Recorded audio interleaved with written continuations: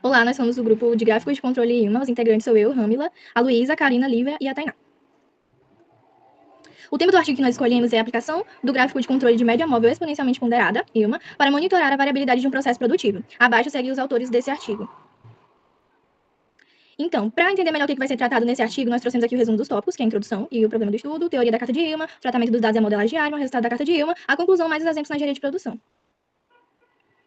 Tá, falando um pouco sobre o problema do estudo, nós vamos ter que foi feito um estudo numa indústria química, que ela fica no estado de Santa Catarina, onde o principal objetivo deles era monitorar a variabilidade e estabilidade do teor de pureza dessa indústria. E aí eles perceberam que houve um padrão que podia ser classificado como não natural. Esse estudo ele apresentou esse padrão e aí desse modo o processo produtivo deles não se encontrava em um estudo de controle estatístico, ou seja, a variabilidade dele deu bem maior que a variabilidade normal. Tá, mas o que seria a variabilidade no processo produtivo? Essa variabilidade, ela pode ser a diferença natural que ocorre nos resultados do processo ao longo do tempo, e aí existem alguns fatores comuns que podem acontecer que causam essas variabilidades, como, por exemplo, fatores como as máquinas, operadores, a matéria-prima ou até mesmo as variações ambientais. E aí entra a importância do controle estatístico do processo. Por quê? Porque ele vai identificar quais são os tipos de variação que estão presentes ali no processo, ele vai detectar rapidamente se houver desvios e vai agir antes que gere perdas para esse processo, além de garantir a padronização, qualidade e a eficiência.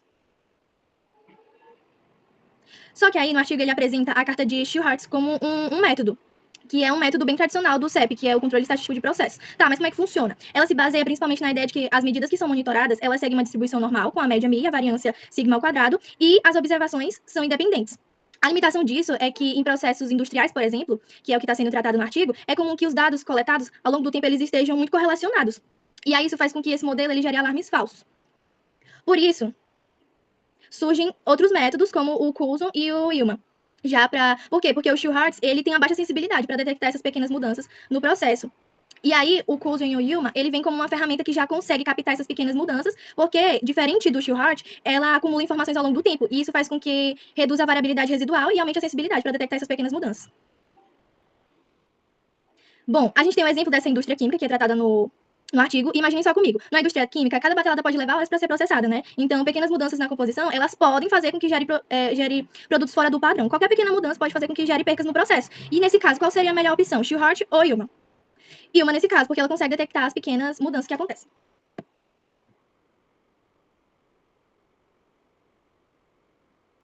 Bom, como a gente viu na introdução, a indústria química ela precisava monitorar a pureza acima de 85%. E a carta comum ela não estava sendo sensível o suficiente. Diante desse contexto, entra o gráfico de controle ILMA, que é também chamado de média móvel exponencialmente ponderada. E o que é esse gráfico ILMA?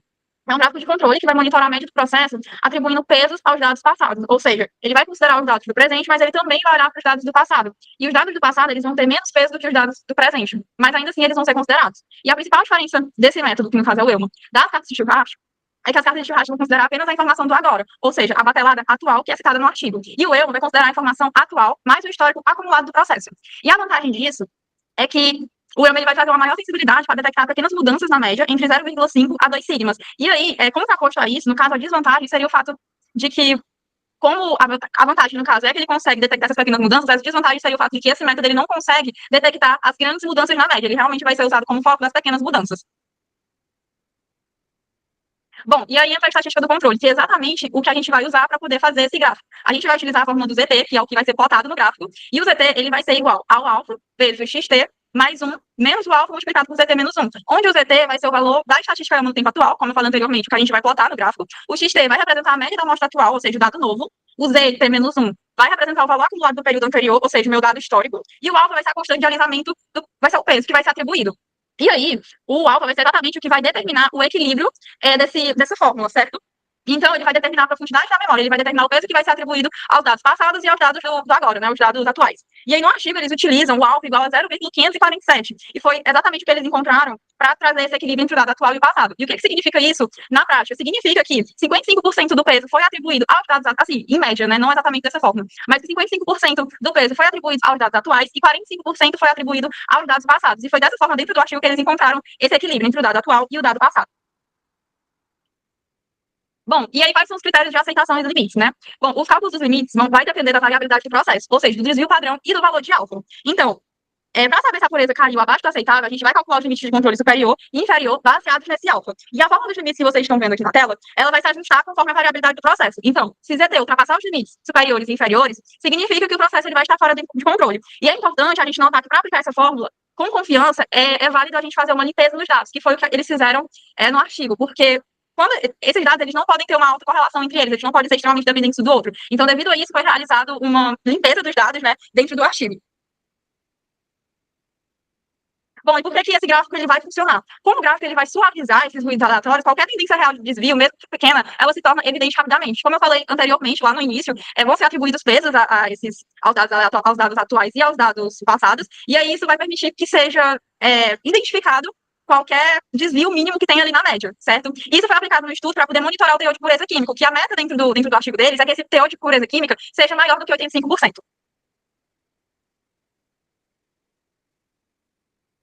Bom, agora passando para a parte do tratamento dos dados, o artigo ele vai apresentar para a gente a hipótese de independência e a hipótese de normalidade. Essa independência e essa normalidade são necessárias, são duas premissas muito necessárias ali quando a gente trata da validade dos gráficos de controle, onde a dependência ela vai dizer que cada observação ela não é influenciada pela anterior, e a normalidade ela vai dizer que os dados eles seguem ali, se os dados seguem uma distribuição normal. Então aí vem o questionamento, o que acontece quando os dados do nosso processo ali, o teor da pureza de uma substância química, violam essas premissas dessa validade desses gráficos. Então, aqui, ele traz pra gente a violação da primícia, que é a primeiro momento, a violação da primícia, demonstrada ali pelo gráfico da função de autocorrelação amostral, que é o chamado de FAC, onde a gente observa ali que tem uma forte dependência entre as medições. Como a gente observa, tem ali essa correlação estatisticamente significativa, que vai se estender ali até a 12ª defasagem, o que vai indicar que um valor da medição ele vai influenciar as 12 medições seguintes, violando justamente essa premissa da independência. Isso indica que essa forte autocorrelação, ela decai, e é uma clara sugestão ali que a nossa série, ela não é estacionária.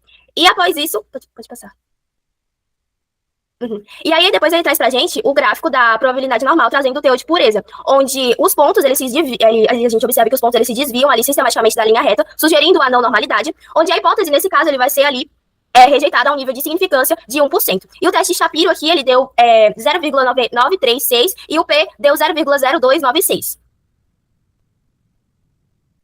E após isso, a gente vem aqui ver que a autocorrelação ela decai, justamente, como eu falei anteriormente, indicando que a série ela é estacionária, ela não é estacionária. Então, aplica-se ali uma diferenciação para remover essa tendência, que vai ser justamente a modelagem ARIMA, que ela vai limpar, vai fazer essa limpeza desses dados para a gente poder tratar novamente de uma forma diferente. Então, após essa diferenciação, essa ARIMA vai mostrar para a gente que a autocorrelação ela vai decair rapidamente para perto de zero e só a primeira defasagem que ela vai permanecer significativa. Então, esse resultado ele vai indicar que a nossa série ela se tornou estacionária e que o processo agora é integrado de primeira ordem, ou seja, ele vai ter o D igual a 1 e a série agora vai se comportar como uma média móvel de primeira ordem, ou chamada MA1. E aqui a gente tem a nossa função de autocorrelação, onde, com base na análise anterior, ali, a gente vai aplicar um modelo de série temporal chamado IMA 1 para 1, que é uma ARIMA 0 em 1, e depois o próximo passo vai ser verificar se esses resíduos desse modelo, eles são ruídos brancos, ou seja, independentes ou não correlacionados entre si. Então, essa função FAC ali dos resíduos e o teste por Montel não vai evidenciar ali, após essa análise, autocorrelações significativas e vai sustentar a hipótese de que os erros eles são ruídos brancos. Por exemplo, o valor de P, ali em lag 1, ele é de 0,9206 e vai estar bem acima ali do nosso nível de significância registrado anteriormente ali, que foi 1%. E aqui a gente tem um gráfico de probabilidade normal do resíduo do modelo, onde ele vai mostrar que os pontos agora eles estão alinhados de forma muito mais próxima à reta do que aquele que a gente observou anteriormente. E a gente tem também aqui o teste Shapiro-Wilks, que vai corroborar ali com essa observação, onde aqui o Shapiro ele vai dar pra gente o valor de 0,967729 e o valor de para P vai ser de 0,200234. Ou seja, P ele vai ser maior que 1% e a hipótese de que os resíduos eles vão seguir uma distribuição normal vai ser aceita. Então agora que os resíduos eles são independentes e normais, vai ser possível construir a carta de controle EUMA, o que é ideal ali para identificar, como a Luísa falou, pequenas variações da média do processo, o que vai ser essencial dentro desse cenário ali de indústria química. Bom, agora falando aqui dos resultados, eu vou pegar a figura 4, que foi apresentada pela Karina, porque a partir dela, a gente vai compreender o resultado das análises dos resíduos, que a gente vai construir a nossa carta de EUMA com o nosso alfa 0,547, que foi o que a Luísa falou, como foi identificado. A partir disso, a partir dessa união desses dados, a gente vai perceber que a nossa interpretação vai as duas vão ser correlacionadas, e que a figura 6, que no caso foi o nosso gráfico anterior, que eu mostrei, foi construído com base nos resíduos individuais do modelo da vírgula 4, com o alfa igual a 0,547, e isso mostra que o processo produtivo ele está posicionado entre os valores de menos 6,31 e 5,98, que vai mostrar uma falta de controle estatístico do processo. A partir disso, Como a gente está trabalhando numa indústria química, a gente vai perceber que vai ter evidências de uma diminuição do teor de pureza dessa substância química, conforme apontado na batelada de número 31. Só que a gente vai perceber que, na verdade, essa batelada de número 31, ela pode ou não ser real. Mas, a partir desse ponto, a gente vai notar a ocorrência da estabilização do processo em um nível mais baixo do teor de pureza que era para ter. E aí foi o que eu falei para vocês.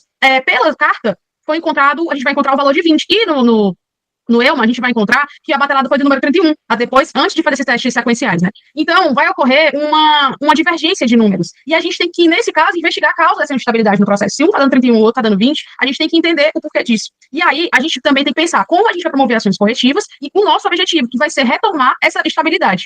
Então, a partir de agora, os focos serão mudança no processo, que pode exigir novos equipamentos ou projetos, a gestão vai avaliar o custo-benefício, e o principal ponto é que essa falta de recursos, a gente tem que pensar que vai gerar problemas maiores, porque quando a gente não investe, a gente perde. Exatamente o que eu vou falar agora, que investir em qualidade é sempre vantajoso, com benefício tanto em curto quanto a longo prazo. Então, a gente não deve pensar que é um custo, que vai perder dinheiro, mas sim que é um investimento. Bem, para finalizar o nosso estudo, eu vou apresentar a síntese final dos estudos, dos nossos resultados, e as recomendações para o futuro, principalmente como a gente pode aplicar isso diretamente na engenharia de produção. Bem, aqui em relação à robustez, a nossa análise ela confirma que a média móvel exponencial ponderada é uma ferramenta superior para o monitoramento da média do processo em ambientes dinâmicos, que é justamente o que o artigo trabalha acerca dentro de um ambiente de uma indústria. E, bem, pode passar. Como a gente pode ver acerca aqui dos dados que foram tratados, a gente percebe que o teor da pureza ele precisa ser acima de 85%, e que, no caso, ele não estava sob controle estatístico durante o artigo que a gente apresentou. E a carta UEMA, que a gente aplicou como fator de... Volta, por favor. Ela identificou, né, um fator de 55% e a gente conclui que o status final é instável. E o mais interessante aqui em relação à acessibilidade da ferramenta é que a gente percebe que, embora a carta tenha mostrado visualmente um descontrole a partir da batelada 31, como vocês podem perceber aqui, a análise dos padrões, ela indicou que a instabilidade ela começou muito antes, que foi na batelada 20, como eu mostrei aqui nessa linha do tempo. Ou seja, o que a gente conclui? Que o processo ele já estava deteriorando e se estabilizando em um nível de pureza mais baixo do que antes que o problema se tornasse óbvio. E isso só prova para a gente que precisa de uma investigação urgente para identificar essas causas de desajuste. E bem, aqui nós temos aplicações da engenharia de produção, eu coloquei aqui 3, que foram a manufatura e a química, que já foi evidenciada ao longo do artigo, né, que é o monitoramento de pureza, viscosidade e pH, eficiência e desperdício, que a gente permite ajustes na máquina antes que a produção defeituosa ocorra, que a gente aprendeu bastante na disciplina de gestão de manutenção em relação aos tipos de manutenção. Logística e serviços, a gente também trabalha aqui com lead time, taxas de erro e separação, né? Aplicação em processos administrativos para controlar o tempo de ciclo. Então, a gente pode perceber que esse artigo que apresenta essa ferramenta para a gente pode ser aplicado em diversas áreas da engenharia de produção, de maneira muito ampla, e que a gente consegue deixar isso bem mais otimizado.